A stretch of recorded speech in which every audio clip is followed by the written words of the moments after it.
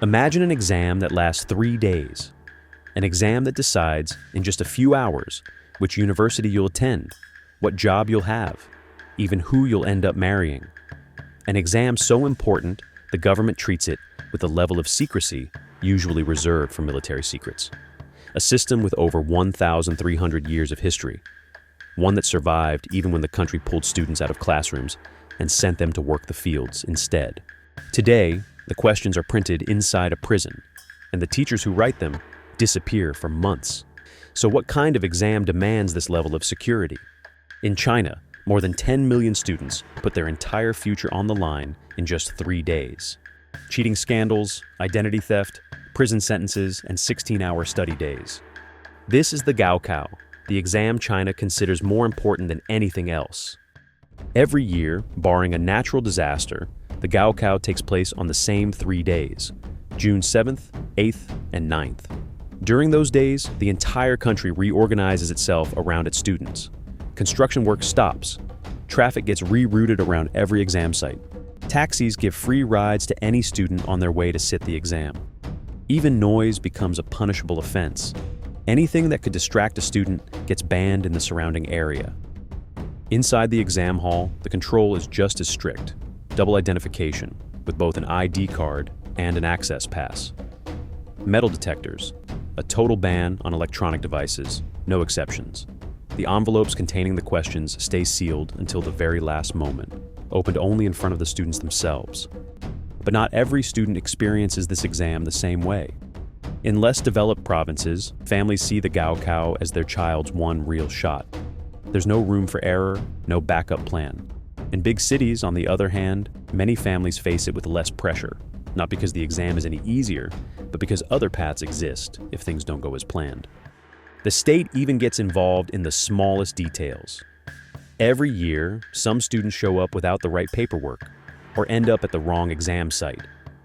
For cases like these, the police are on standby, ready to pick up documents from a student's home, contact their parents, or drive the student straight to the correct location. This level of intensity can be traced back to a specific origin. Hengshui High School, a public school in Hebei province, developed a method so effective at boosting Gaokao results that it ended up being replicated across other provinces. Chinese media nicknamed it the Gaokao Factory, and some local outlets have gone as far as describing it as prison-style education. Schools like this one can hold more than 10,000 students at once. The daily routine is broken down into blocks as short as 10 minutes, leaving students barely any time to shower or eat. The alarm goes off at 5:30 in the morning, giving them just 8 minutes to get up, make their bed, with not a single wrinkle in the sheets, and line up at the running track. At 5:38, a mandatory 1.6-kilometer run begins, alongside thousands of classmates.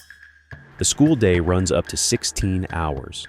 Cameras monitor students at all times in every classroom, some even programmed to automatically flag unusual behavior, like a student not staring intently at their test paper. Lights go out at 10:10 p.m., and everyone is expected to be asleep. This routine repeats 7 days a week for 3 straight years, with the only breaks being a handful of holidays and 1 rest day per month. And the toll of that pressure doesn't always stay confined to academics. Chinese media have documented cases at this same school of students who couldn't withstand the pressure, with tragic consequences.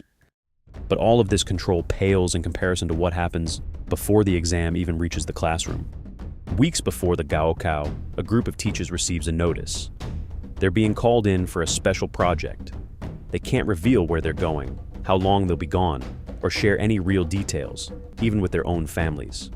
The team brings together university professors, senior high school teachers, and education researchers, chosen under a strict set of rules. None of them can have a child sitting the exam that year, and none can have taught any kind of exam prep course. Any connection that could compromise the process gets ruled out. They're taken to remote facilities, sometimes military bases, sometimes actual prisons set aside for this purpose, where their phones and laptops are confiscated, and signal jammers cut off any contact with the outside world. The only line of communication is a landline phone, recorded and monitored around the clock.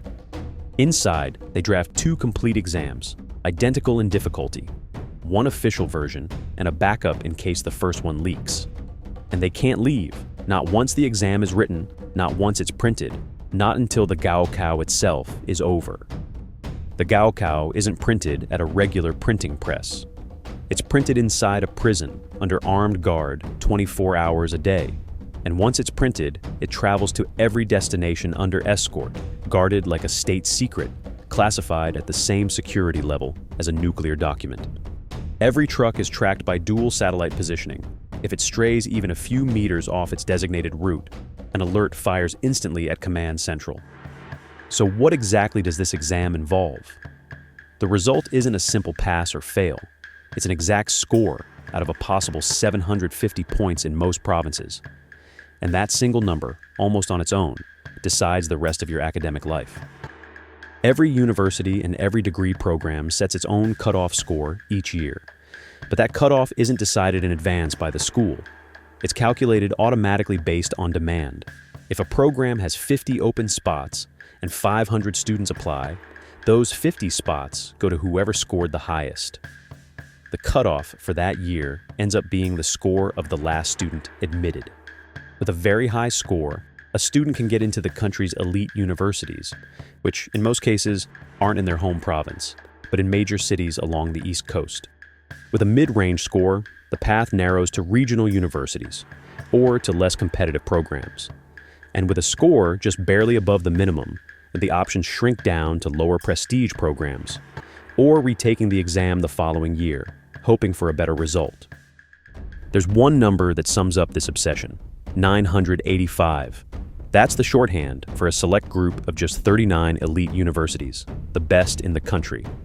Getting into one of them completely changes a student's prospects, and the odds of that happening depend heavily on where you were born. In some provinces, the admission rate to these universities barely reaches 1%. In Beijing, that same rate is nearly 7 times higher. It's no coincidence, then, to see students touching license plates or police badge numbers that contain 985 before sitting the exam. A small good luck ritual, hoping that number rubs off on them too. For millions of families, those 3 days in June don't just decide what you'll study. They decide what city you'll live in, who you'll spend your life around, and which doors will stay open or closed for the rest of your life. Before we get into how an exam that decides the future of 10 million people actually gets graded, if you're enjoying this video, hit like and subscribe so more people can discover everything that goes on behind the scenes of China's most important exam. Now, let's take a look at how the Gaokao came to be and the darkest moment in its entire history. The roots of the Gaokao stretch back more than 1,300 years to the Keiju, the imperial exam China used, starting in the Sui dynasty, for over a millennium to select some of its government officials. The idea was revolutionary for its time. Any man, regardless of his background, could earn a public post through this exam without needing to belong to a noble or royal family. But earning that post came at a steep price. Candidates sat a full 3-day exam, locked inside an individual cell, the same cell where they ate and slept the entire time. The pass rate was barely 1%. Nervous breakdowns were common. In 1952, just 3 years after the founding of Communist China, the Gaokao was born in the form we recognize today, a unified university admissions system, loosely inspired by that centuries-old tradition. For over a decade, the exam became the official path into university. But in 1966, it all collapsed overnight. When the Cultural Revolution broke out, the People's Daily publicly declared that the Gaokao should be thrown entirely onto the scrap heap. One more casualty of the Destroy the Four Olds campaign, which sought to wipe out any idea, culture, custom, or habit considered old or politically unacceptable under the new regime. Universities stopped admitting students. Schools shut their doors. Millions of teenagers, who until then had been preparing for the exam of their lives, were sent to the countryside instead, as educated youth to learn from peasants and factory workers, far from any classroom. In the years that followed, access to university didn't disappear entirely, but the logic behind it changed completely. It was no longer about who performed best on an exam, but who had the right political connections. For nearly a decade, academic merit was replaced by ideological merit. It wasn't until 1977, a year after Mao Zedong's death, that the news millions had been waiting for finally arrived. The country's new leadership, headed by Deng Xiaoping, decided to bring the Gaokao back.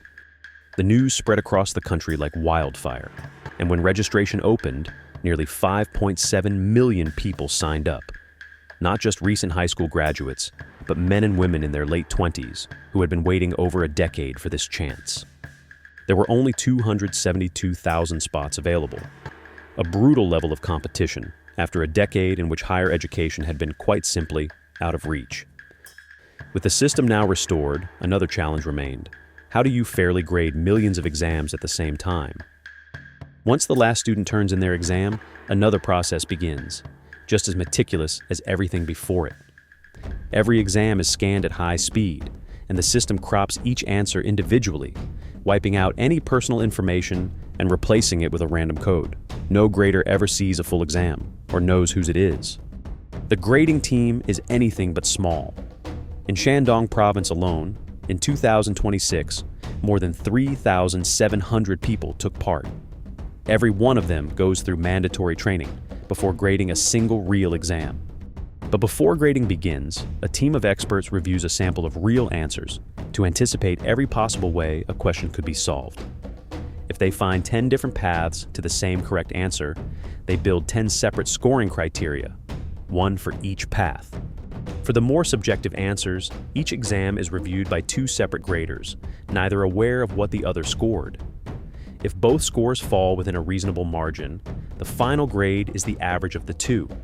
But if the gap is too wide, a third grader steps in. And if the disagreement continues, a committee of experts makes the final call. Throughout the entire process, an AI system monitors every grader, and once everything is graded, two completely separate teams, using different software, calculate each student's final score independently to make sure both results match exactly. Still, behind all that precision, there are people, and wherever there are people, there are also mistakes, cheating, and a few truly extreme stories. In 2009, a student from Hunan province named Luo Caixia finished her university studies and went to pick up her degree. That's when she discovered something that seemed impossible. Her name, her ID number, and her academic record had already been used by someone else, years earlier, to get into a university in Guizhou province. There were, quite literally, two Luo Caixias, and the real one couldn't prove which one she was.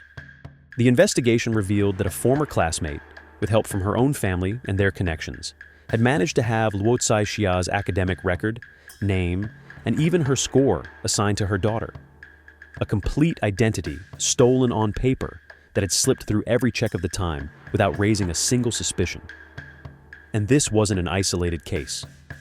Between 2014 and 2020, a much larger organization operated undetected for 6 years, arranging for stand-ins to sit the exam in place of real students on 89 separate occasions, spread across more than 10 provinces. The organization used photo composites to forge fake ID documents. When the scheme finally came to light, many of the people who had landed jobs through this fraud ended up losing them. Over time, stealing someone's identity became harder and harder to pull off. So some people took a different route. Instead of replacing the student, they helped them cheat without anyone noticing. In 2020, in Hubei province, a high school teacher put together an operation that would later be cited by China's Supreme Court as a textbook case of tech-driven fraud. He got more than 10 students, along with their parents, to pay tens of thousands of yuan for a full kit of devices. Glasses with a hidden micro camera, capable of photographing the exam and transmitting it outside in real time.